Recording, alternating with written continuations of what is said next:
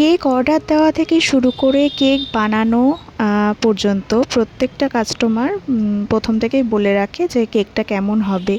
Continue একজন message করে যে এটা এমনভাবে করো, ওটা সেরকমভাবে করো, এবং আমাদের কাজও তাই, যে তার মনের মতন করে কেকটা বানিয়ে দেওয়া।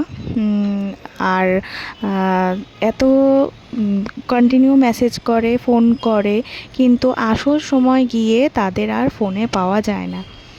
যখন কেকটা ডেলিভারি দেওয়ার টাইম হয় বা যেদিন ডেলিভারি করার থাকে সেদিন আগে থেকেই টাইমটা ফিক্সড থাকে যে কোন সময়ের মধ্যে কেকটা ডেলিভারি করা হবে, কিন্তু সেই সময় কাস্টমারের কাছে আর ফোন থাকে না, হয় তার থেকে দূরে থাকে, নয়তো সে ঘুমিয়ে পড়ে, কিছু একটা হয়, তার জন্য তারা ফোন রিসিভ করে না। অনেকক্ষণ কল করার পরে হয়তো কেউ ফোন করে আবার বলে যে ফোনটা আমার কাছে ছিল না জন্য আমি রিসিভ করতে পারিনি।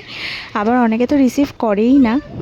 এমনও হয়েছে যে আমি তার বাড়ির লোকেশনের কাছাকাছি পৌঁছে গেছি, কিন্তু তার বাড়ি চিনি না।